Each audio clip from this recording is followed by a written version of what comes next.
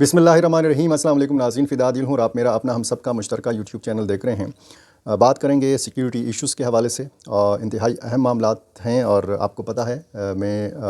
उन अहम मामलात के हवाले से बात करता हूँ जो पाकिस्तान का असल मसला है। अमन व अमान, सिक्योरिटी, यहाँ पे इंतहा पसंदी है, यहाँ पे दहशतगर्दी के वाक़यात हो रहे हैं। और मैं आज ये बात करूँगा कि मिलिटेंट्स ने पंजाब को निशाना बनाने का सिलसिला जो है ये तेज़ कर दिया है। आप सोशल मीडिया पर देखते हैं, ये सवाल उठाया जाता है कि खैबर पख्तूनख्वा और बलूचिस्तान निशाने पर क्यों हैं। और ये इस सवाल का जवाब भी मैं देने की कोशिश करूँगा इस वीडियो में। और कुछ और मामलात भी हैं। अमेरिका ने अपने शहरियों पर पाबंदी लगाई है कि वो एहतियात करें बलूचिस्तान में और खैबर पख्तूनख्वा में। यानी आप कह सकते हैं कि खैबर पख्तूनख्वा और बलूचिस्तान को अब अमरीकी महकमा ख़ारजा की तरफ से, या जो दिफाई उनके इदारे हैं जो अपने शहरियों की सलामती को यकीनी बनाते हैं, उनकी तरफ से भी इन दो सूबों को गैर महफूज करार दिया गया है। वर्ल्ड जो एक ग्लोबल टेररिज्म इंडेक्स में पाकिस्तान का दूसरा नंबर आया है, उसमें आपको पता है कि 90% से ज़्यादा जो हमले रिकॉर्ड किए गए हैं पिछले साल, वो खैबर पख्तूनख्वा और बलूचिस्तान में रिकॉर्ड किए गए हैं। इस हवाले से भी बात करनी है। और पाकिस्तान ने एक किस्म का आप कह सकते हैं कि इनकार कर दिया है अफ़गान मुहाजिरीन को मज़ीद मोहलत देने से। ये जो महीना चल रहा है, इसकी आखिरी तारीख़, आखिरी मोहलत है अफ़गान मुहाजिरीन के पास। ये पाकिस्तान के जो ज़िम्मेदार इदारे हैं, जो ज़िम्मेदार ज़राए हैं, इनके हवाले से ये बताया जा रहा है। और सिफारती जो ज़राए हैं और दिफाई जो ज़राए हैं, वहाँ से भी इन ख़बरों के हवाले से बात की जा रही है कि क्या अफ़गान मुहाजिरीन को मज़ीद मोहलत मिल सकती है या नहीं मिल सकती। बताया जा रहा है कि 1 अप्रैल से बाकायदा कार्रवाई का आगाज़ होगा और इसमें इस बलूचिस्तान की सूबाई हुकूमत और खैबर पख्तूनख्वा की हुकूमत का एक बुनियादी किरदार होगा, क्योंकि बहुत ज़्यादा जो अफ़गान मुहाजिरीन हैं वो खैबर पख्तूनख्वा और बलूचिस्तान में हैं। साथ साथ तोरखम में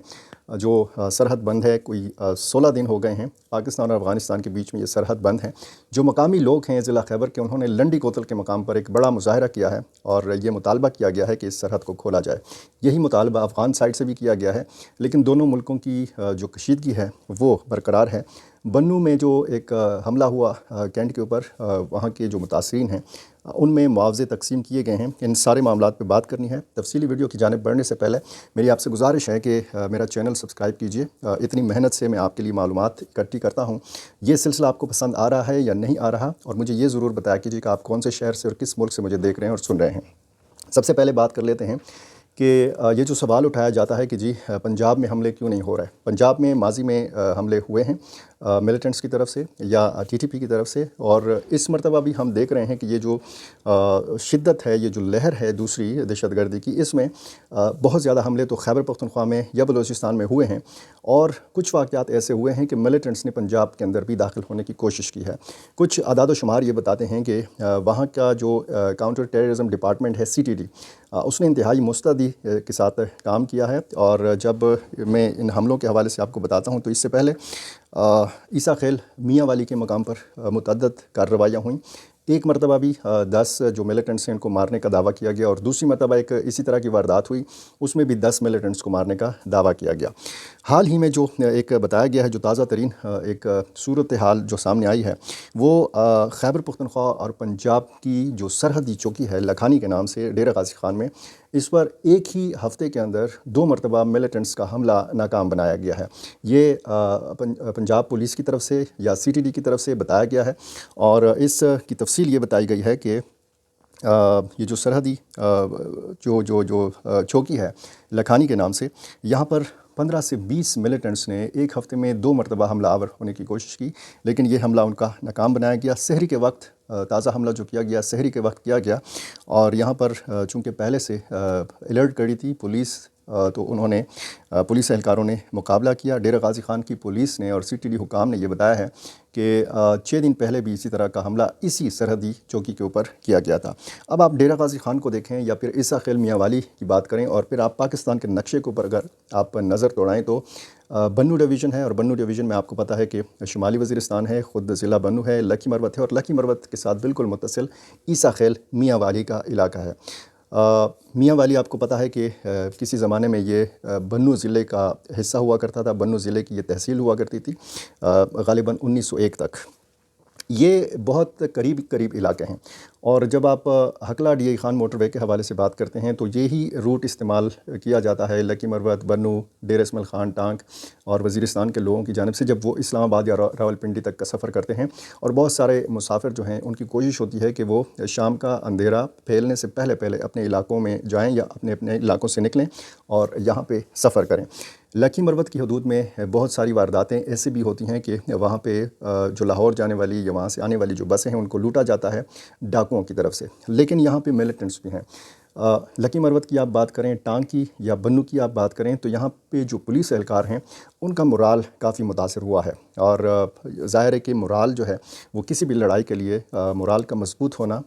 حوصلے کا جوان ہونا، یہ بہت ضروری ہوتا ہے۔ اور کچھ عرصے سے ہم دیکھ رہے ہیں، ایک تو باقاعدہ طور پر ان علاقوں کی پولیس کو بتایا گیا ہے اپنے حکام کی طرف سے کہ وہ شام کے بعد پیٹرولنگ نہ کریں، شام کے بعد وہ موومنٹ نہ کریں۔ تو یہ ظاہر ہے کہ خود پولیس فورس کے لیے بھی ایک عجیب و غریب صورتحال ہے، اور عام لوگوں کے لیے بھی تشویش کا باعث ہے یہ صورتحال۔ تو اس سے پہلے پنجاب میں 73 آپریشنز کیے گئے تھے، اور بتایا گیا تھا کہ 10 ملیٹنٹس کو ان آپریشنز کے دوران گرفتار کیا گیا۔ یہ آپریشنز کیے گئے راولپنڈی میں، ٹوبہ ٹیکسنگ میں، خوشاب میں، رحیم یار خان میں، بہاول نگر میں، جہلم میں، راجن پور میں اور فیصل آباد میں۔ اور اس سے قبل بھی بتایا گیا تھا کہ کوئی 200 کے قریب آپریشنز چھوٹے بڑے کیے گئے تھے، اور ان میں 23 افراد کو گرفتار کیا گیا تھا۔ سی ٹی ڈی پنجاب کا جو ایک طریقہ ہے وہ یہ ہے کہ جب وہ کسی مشکوک بندے کو گرفتار کرتی ہے یہ پولیس یا یہ محکمہ، تو پھر ان کا جو سوشل میڈیا اکاؤنٹ ہے یا جو سوشل میڈیا پہ چھان بین کی جاتی ہے، ایسا مشکوک بندہ یا اگر کوئی یقینی بندہ ہے، یعنی کسی ایسی سرگرمی میں ملوث ہے، تو وہ اگر کسی شادی کی تقریب میں شریک ہے، کسی اور تقریب میں شریک ہے، کسی جنازے میں شریک ہے، اور اس کے آس پاس کوئی قریب لوگ بیٹھے ہوئے ہیں یا کڑے ہوئے ہیں، تصویر کی شکل میں، ویڈیو کی صورت میں وہ نظر آ رہے ہوں، تو پھر وہ قریب جو لوگ نظر آتے ہیں ان کو بھی پکڑا جاتا ہے، ان کو بھی انٹاروگیٹ کیا جاتا ہے، ان کی بھی تحقیق کی جاتی ہے کہ آپ اس بندے کے قریب کیوں کڑے تھے۔ تو بڑا یعنی ٹھیک ٹاک نظر رکھی گئی ہے پنجاب کے اندر، اور خیبر پختونخوا میں کیوں زیادہ حملے ہوتے ہیں اور بلوچستان میں کیوں حملے ہوتے ہیں، تو یہ بالکل ایک سمجھ میں آنے والی بات ہے کہ خیبر پختونخوا ہو یا بلوچستان ہو، یہ افغانستان کے بہت قریب ہیں۔ ماضی میں آپ کو پتہ ہے کہ ہمیں یہ پڑھایا جاتا رہا نصابی کتب کے اندر بھی کہ ہماری جو مشرقی سرحد ہے یہاں پہ ہمارا دشمن ہے، یعنی ہندوستان۔ آج جو صورتحال ہے، ہماری مغربی سرحد جو ہے یہ غیر محفوظ ہے، اور جب سے افغان طالبان آئے ہیں، اور یہ بھی کہا جا رہا ہے کہ جب سے افغان طالبان برسر اقتدار آئے ہیں، پاکستان میں سیکیورٹی کے جو ایشوز ہیں یہ بہت زیادہ بڑھ گئے ہیں۔ گلوبل ٹیررزم انڈیکس میں جو پاکستان کا دوسرا نمبر آیا ہے، اس میں بتایا گیا ہے کہ بہت زیادہ حملے جو ہوئے ہیں وہ خیبر پختونخوا میں اور بلوچستان میں زیادہ ہوئے ہیں۔ اسی لیے امریکہ کے جو اسٹیٹ ڈپارٹمنٹ ہے، اس نے ایک ایڈوائزری جاری کی ہے۔ ان کا جو ایک بیورو ہے جو قونصل خانوں کے معاملات کو دیکھتا ہے، جو دنیا بھر میں اپنے سفارتی مشنز کے اندر اور پھر دنیا بھر میں جو پہلے ہوئے امریکی شہری ہیں ان کے معاملات کو دیکھتا ہے، اس دفتر نے ایک ایڈوائزری جاری کی ہے، اور اس میں بتایا گیا ہے کہ پاکستان کے اندر جو امریکی شہری ہیں وہ اپنے سفر میں احتیاط کریں، اور بلوچستان اور خیبر پختونخوا میں سفر کرنے سے گریز کریں۔ اب خیبر پختونخوا اور بلوچستان، آپ کو پتہ ہے کہ بلوچستان میں جو علیحدگی پسند تحریکیں ہیں، جو تنظیمیں ہیں، اور یہاں پہ مختلف تنظیمیں کام کر رہی ہیں، ٹی ٹی پی اور پھر حافظ گل بہادر گروپ، لشکر اسلام، جیش فرسان محمد اور باقی اس طرح کی تنظیمیں، تو اس کی وجہ سے یہ بتایا گیا ہے کہ یہاں پہ امریکی شہری جو ہیں یہ غیر محفوظ ہیں، یہ بہت احتیاط سے کام لیں۔ دوسری ایک خبر آپ کو میں بار بار مختلف ویڈیوز میں بتاتا رہا ہوں، لیکن افغان مہاجرین جو ہیں یہ پاکستان کی طرف سے جو احکامات ہیں ان کو اب بھی غیر سنجیدہ لے رہے ہیں۔ جو دفاعی حلقے ہیں، جو سفارتی حلقے ہیں، ان میں یہ بات کی جا رہی ہے کہ پاکستان اس مرتبہ کوئی نرمی نہیں کرے گا۔ 1 اپریل سے باقاعدہ طور پر کارروائی کا آغاز کیا جائے گا، راولپنڈی اور اسلام آباد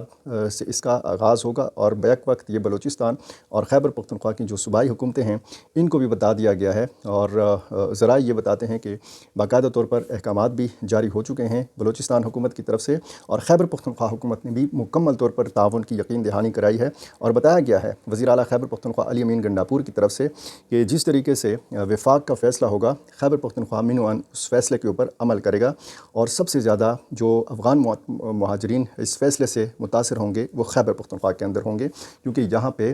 بہت زیادہ تعداد جو ہے وہ خیبر پختونخوا میں افغان مہاجرین کی موجود ہے۔ تو 31 مارچ تک ان کو ایک ڈیڈ لائن دی گئی ہے، جو ACC کارڈ ہولڈرز ہیں اور جو غیر قانونی افغان مہاجرین ہیں 30 جون 2025 تک رہ سکتے ہیں POR کارڈ ہولڈرز، جن کی تعداد تقریباً 14 لاکھ ہے۔ تو یہ صورتحال جو ہے کافی تشویشناک ہے افغان مہاجرین کے لیے، کیونکہ ان کے پاس بہت کم دن رہ گئے ہیں، کوئی 3 ہفتے ان کے پاس ہیں، اور ان 3 ہفتوں میں انہوں نے اپنا سارا کچھ سمیٹ کے افغانستان چلے جانا ہے۔ اگر وہ رضاکارانہ طور پر نہیں جائیں گے تو ان کو گرفتار کر کے ڈیپورٹ کیا جائے گا، لیکن پاکستانی وزارت داخلہ نے ایک بار پھر یہ کہا ہے کہ جیسے ہی ہم ان کو واپس بھیجیں گے تو ان کو باوقار طریقے سے واپس بھیجیں گے، ان کی وہ جو سفری سہولیات ہیں وہ بھی دی جائیں گی، اور ان کی خوراک کا اور رہائش کا بھی بندوبست کیا جائے گا اگر راستے میں 1 یا 2 دن ان کو کہیں پہ ٹھہرنا پڑتا ہے، کیونکہ یہ پورے پاکستان سے سلسلہ ہوگا، یہ صرف بلوچستان یا خیبر پختونخوا کی بات نہیں ہو رہی ہے۔ اس میں ظاہر ہے کہ وزیر اعلیٰ سندھ مراد علی شاہ سے بھی رابطہ کیا جائے گا، اور وزیر اعلیٰ پنجاب مریم نواز سے بھی رابطہ کیا جائے گا، اور چاروں صوبوں کے جو وزراء اعلیٰ ہیں ان کی اتفاقی رائے سے بتایا گیا ہے کہ ایسا کوئی میکینزم، ایسی کوئی حکمت عملی تیار کی جا رہی ہے کہ اس میں وفاقی حکومت کا جو فیصلہ ہے یہ چاروں صوبوں میں امپلیمنٹ ہو، اور گلگت بلتستان میں اور باقی بھی ملک کے باقی حصوں میں یا ریاستوں میں اگر اس طرح افغان مہاجرین ہیں تو ان کو نکالا جائے پاکستان سے۔ طورخم میں ایک بڑا مظاہرہ ہوا ہے، مقامی لوگوں نے، ٹریڈرز نے، ٹرانسپورٹرز نے اور مقامی مزدوروں نے یہ مظاہرہ کیا ہے۔ 16 دن سے پاک افغان سرحد جو ہے طورخم کے مقام پر بند ہے، دونوں ملکوں کی تجارت متاثر ہو رہی ہے۔ کچھ فکرے ایسے ہیں کہ بار بار مجھے لگتا ہے کہ میں ریپیٹ کر رہا ہوں، کیونکہ 16 دن سے مسلسل ہم اسی پہ بات کر رہے ہیں کہ دونوں ملکوں کا نقصان ہو رہا ہے، دونوں ملکوں کی تجارت کا نقصان ہو رہا ہے، دونوں ملکوں کی عوام کا نقصان ہو رہا ہے، اور یہ جیسے جیسے یہ تاریخ قریب آ رہی ہے 31 مارچ کی، تو ظاہر ہے کہ فوری طور پر تو یہ نہیں بتایا جا سکتا کہ آئندہ چند دن میں یا آئندہ کچھ ہفتوں میں طورخم سرحد کو کھول دیا جائے گا، کیونکہ صورتحال خاصی کشیدہ ہے، لوگوں نے نقل مکانی کر رکھی ہے، محفوظ مقامات پر وہ منتقل ہو گئے ہیں، لیکن ساتھ ساتھ میں اگر پاکستان نے یہ فیصلہ کیا ہے کہ ان افغان مہاجرین کو رضاکارانہ طور پر واپس جانے دیا جائے گا، تو پھر ظاہر ہے کہ اس کے لیے طورخم سرحد کو کھولنا پڑے گا۔ ابھی 31 مارچ دور ہے، لیکن راولپنڈی، اسلام آباد اور کچھ دیگر شہروں سے ایسی شکایات موصول ہو رہی ہیں کہ باقاعدہ جو قانونی، یعنی جن کے پاس ACC کارڈز ہیں یا جن کے پاس POR کارڈز ہیں، ان لوگوں کو، ان افغان مہاجرین کی پکڑ دکڑ کا سلسلہ ہو رہا ہے، ان کی گرفتاریاں ہو رہی ہیں۔ اس حوالے سے سوشل میڈیا پر کچھ ویڈیوز جو ہیں وہ سرگرم ہیں، اور یہ مطالبہ کر رہے ہیں کہ ان کے ساتھ یہ ظلم نہ کیا جائے۔ ابھی وہ تاریخ آئی نہیں ہے، اور ان کو پولیس نے یا دیگر جو قانون نافذ کرنے والے ادارے ہیں انہوں نے ان کو تنگ کرنا شروع کیا ہے۔ بنوں میں جو حملہ ہوا اس کے بعد army chief general Syed Asim Munir نے وہاں کا دورہ کیا، اور چیف سیکرٹری سید شہاب علی شاہ، جو ذوالفقار حمید ہیں IG خیبر پختونخوا، انہوں نے بھی دورہ کیا تھا بنوں کا۔ آج کی خبر یہ ہے کہ مقامی جو MNA ہیں تحریک انصاف کے، مولانا نسیم علی شاہ کے ہاتھوں 1.5 کروڑ روپے معاوضہ تقسیم کیا گیا ہے۔ جو عام شہری شہید ہوئے تھے ان کو، ان کے ورثاء کو 10-10 لاکھ روپے دیے گئے ہیں، شدید زخمیوں کو 5-5 لاکھ، اور جو معمولی زخمی ہوئے ہیں ان کے لیے 3 لاکھ روپے، اور جن کو معمولی خراچیں آئی ہیں ان کے لیے 50 ہزار روپے کے جو معاوضے ہیں یہ ان کو حوالے کر دیے گئے ہیں۔ پاکستان اور افغانستان کے معاملات اگر دیکھے جائیں تو ایک بار پھر ایک جنگ کے بادل ہمیں نظر آتے ہیں بنو حملے کے بعد، اور شیخ ہیبت اللہ اخونزادہ کی بات کی جائے یا ذبیح اللہ مجاہد کے حوالے سے بات کی جائے، تو پھر اس حوالے سے یا افغان مہاجرین کے حوالے سے یا TTP کے معاملے پر کوئی سنجیدہ صورتحال جو ہے وہ نظر نہیں آتی۔ جو ایک ٹریک ٹو ڈپلومیسی کا آغاز ہوا تھا، جو محمد صادق خان جو نمائندہ خصوصی ہیں پاکستان کے برائے افغانستان، انہوں نے کچھ کوششوں کا آغاز کیا، تو وہ ساری کوششیں تو سبوتاش ہو گئی تھی جب برمل پکتیکا میں پاکستان نے فضائی کارروائی کی تھی۔ اب ایک بار پھر یہ خدشات جو ہیں، جب سے یہ بنو کا حملہ ہوا ہے،